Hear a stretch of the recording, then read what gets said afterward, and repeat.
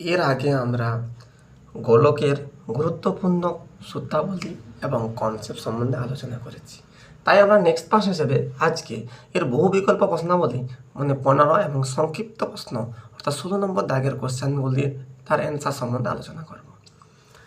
15 একের দাগের কোশ্চেনটি ব্যাসার্ধ আর সমান আমাদের 2r দেওয়া আছে এবং আয়তন খুঁজেছে। আয়তন সমান হচ্ছে 4/3 আর কিউব। এখানে আরের জায়গায় 2r মানে 2r তার হোল কিউব অর্থাৎ 4/3 8r কিউব। 8×4 = 32 মানে 32 আর কিউব বাই 3 অর্থাৎ অ্যান্সার এ হচ্ছে অপশান এ হচ্ছে আমাদের অ্যান্সার।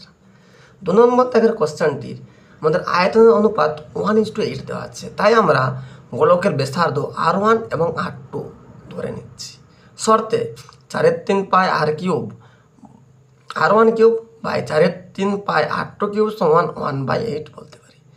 এটা বাদ দিয়েও আমরা r1 cube by r2 cube সমান 1/8 বলতে পারি অর্থাৎ r1 বাই r2 তার হোল কিউব মানে 1/2 তার হোল কিউব অর্থাৎ r1:r2 সমান 1:2 এবং বক্রতলের ক্ষেত্রফলের অনুপাত মানে হচ্ছে ব্যাসার্ধের স্কয়ার মানে r1 স্কয়ার/r2 স্কয়ার মানে অর্থাৎ 1 স্কয়ার/2 স্কয়ার অর্থাৎ 1:4 অর্থাৎ অপশন বি হলো আমাদের অ্যান্সার। নেক্সট 3 নম্বরের কোশ্চেনটি বলা হয়েছে ব্যাসার্ধ r সমান 7 সেমি এবং নিরেট অর্ধগোলকের সমতলের ক্ষেত্রফল চেয়েছে যেটি হলো 3πr²। এখানে r হচ্ছে 7 মানে 7 তার হোল স্কয়ার মানে সমান 147 পাই বর্গ সেমি অর্থাৎ অপশন সি হলো আমাদের অ্যান্সার। নেক্সট 4 নম্বরের কোশ্চেনটি আমাদের দেওয়া আছে বক্রতলের ক্ষেত্রফলের অনুপাত 16:9 অর্থাৎ এখানেও আমরা দুটি গোলকের ব্যাসার্ধ r1 এবং r2 ধরে নিলাম অর্থাৎ শর্তে বলতে পারি r1 বাই r2 তার হোল স্কয়ার সমান 16/9 অর্থাৎ 4/3 তার হোল স্কয়ার অর্থাৎ r1 বাই r2 সমান 4/3।